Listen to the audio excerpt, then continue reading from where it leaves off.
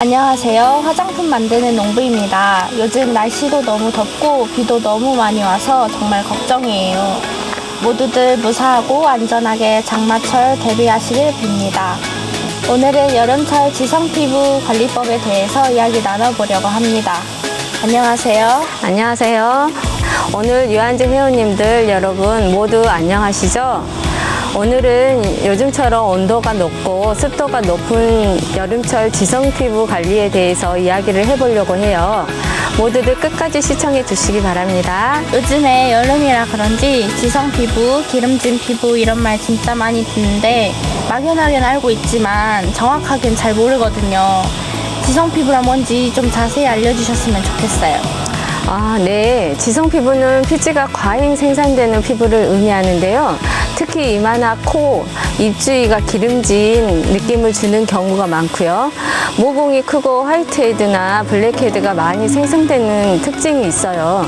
피부가 좀 두껍거나 거친 느낌을 주기도 하고요. 그럼 지성피부가 좋진 않은 거네요? 그건 아니에요. 피부가 피지 분비가 많다는 건 오히려 우리 피부에 좋은 영향을 주는 경우도 많거든요. 자칫 피부에 피지가 부족하면 급속하게 노화가 오는데 좀 더 정확하게 말하자면 피지가 문제가 아니라 모공이 막혀서 화이트헤드나 블랙헤드가 생겨서 트러블을 유발을 한다는 것이죠. 그럼 피지 분비가 많다는 건 장점이겠네요? 네, 오히려 지성 피부인 분들이 피부 노화가 더 늦게 오는 장점도 있어요.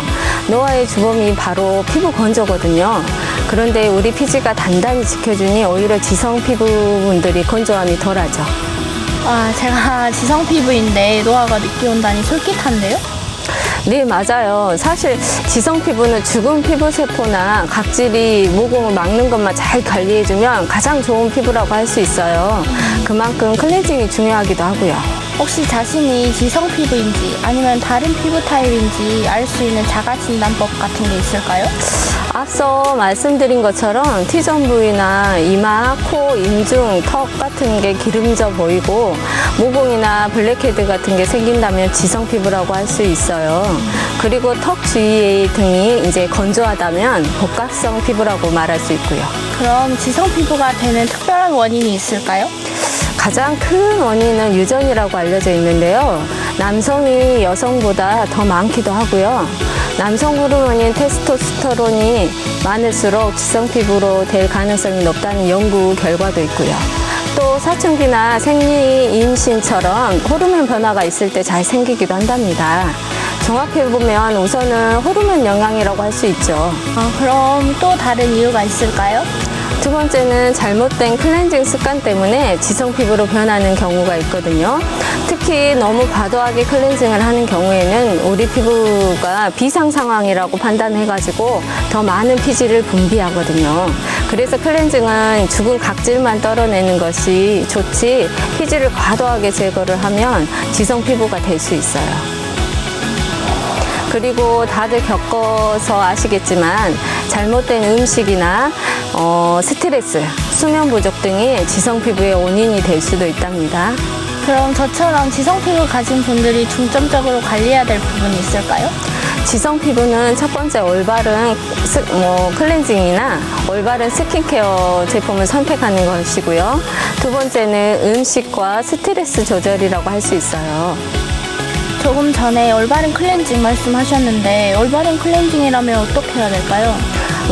올바른 클렌징은 첫째로 묵은 각질을 제거하는 것이고요. 또 두 번째는 피지를 과도하게 제거하지 않는 것, 그것이라고 할 수 있어요. 올바른 클렌징에 대해서 조금 더 자세히 알려주세요. 먼저 과도한 필링이나 스크럽 같은 피부를 자극하는 거는 피하시고요.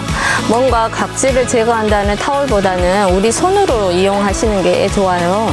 그리고 피지가 좀 심하신 남성분들은 인견이라고 하는 천연 섬유로 만든 천이 있거든요. 이제 그걸 이용을 해가지고 살살 쓸어내리듯이 각질을 제거해 주는 게 좋습니다. 그리고 무엇보다도 올바른 세안제를 선택하는 게 중요한데요. 제일 권장하는 제품이 식물성 숙성 비누예요. 잘 만들어진 숙성 비누는 우리 피부를 건조하지 않게 하거든요. 숙성 비누에 대해서는 다음번에 다시 한번 자세히 알려드릴게요. 그럼 세안할 때 조금 더 주의할 점이 있다면 말씀해 주세요. 네, 세안의 핵심은 최대한 자극이 없게, 물도 너무 뜨겁거나 너무 차갑거나 하지 않고 미지근한 물로 하루에 2-3번 정도 하는 게 좋습니다. 네, 클렌징에 대한 말씀 잘 들었고요. 요즘 같은 무더운 여름철에 지성 피부를 위한 올바른 스킨케어 루틴이 있으면 말씀해 주세요. 네, 지성 피부가 세안이나 샤워 후에 사용할 보습제는 모공을 막지 않는 게 제일 중요하거든요. 스킨케어 제품에 코메도제닉, 즉 모공을 막는 성분이 제외된 제품, 그거를 선택하는 게 가장 중요해요. 그럼 코메도제닉 성분인지 넌 코메도제닉 성분인지는 어떻게 알 수 있을까요? 네, 유한제에서는 그런 성분들을 잘 정리해가지고 공개를 하고 있어요. 아래 링크를 클릭해서 확인해 볼 수 있어요. 뭔가 좀 어렵긴 하지만 자신의 피부 아름답게 유지하려면 공부도 열심히 해야 될 것 같아요. 네, 그렇죠. 지성 피부가 사용할 만한 보습 성분은 어떤 것이 있을까요? 좋은 질문이시네요. 가능한 오일프리에 히알루론산 성분이 함유된 제품이 좋아요. 모공을 막지 않으면서 우리 피부를 촉촉하게 유지하는 데 아주 좋거든요. 특히 고분자 히알루론산 제품보다는 저분자 히알루론산 제품을 더욱 권해드리고요. 히알루론산에 대해서는 유한제 블로그에 자세하게 정리되어 있으니 참고해 주시기 바라요. 그럼 유한제에서는 지성 피부를 가지신 분이 모공을 막지 않으면서 도움이 될 만한 제품이 있을까요? 간단히 알려주세요. 네, 기본적으로 유한제의 모든 제품이 알러지나 피부 자극 의심 성분, 모공을 막을 우려가 있는 성분은 원천적으로 사용을 하지 않고 있는데요. 사실상 저희 모든 제품이 지성 피부에서는 안심이라고 할 수 있어요. 그렇지만 여름철에 특히 권해드릴 만한 제품을 소개해드린다면 세안제로는 어성초 비누, 녹차 어성초 비누, 율피 비누, 숲 비누 등이 있고요. 모공이 좀 크신 분이라면 율피 비누가 더욱 좋고요. 트러블이 있으신 분이라면 어성초 비누를 권해드리고 싶어요. 그럼 바디 샤워 제품으로는 어떤 것이 있을까요? 역시 어성초 바디워시를 가장 권해드리고 싶고, 특히 샤워 후에도 헹굼이 아주 빠르고 잔여물이 남지 않는 게 좋은 제품이거든요.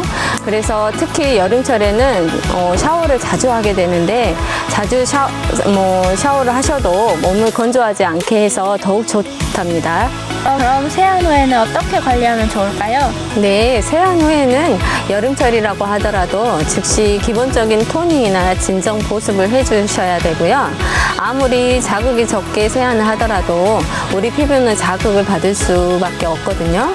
이때 어성초 스킨 토너 하나면 얼굴이나 몸까지 충분히 보습이나 진정 효과를 느끼실 수 있어요. 오늘은 지성 피부의 여름철 스킨케어에 대한 유익한 정보들과 이야기들을 들을 수 있는 좋은 기회가 된 것 같아요. 다음 시간에는 또 다른 유익한 이야기들로 여러분들을 찾아뵐게요. 감사드리고 모두들 아름다운 피부 가꾸시길 바래요. 안녕히 계세요.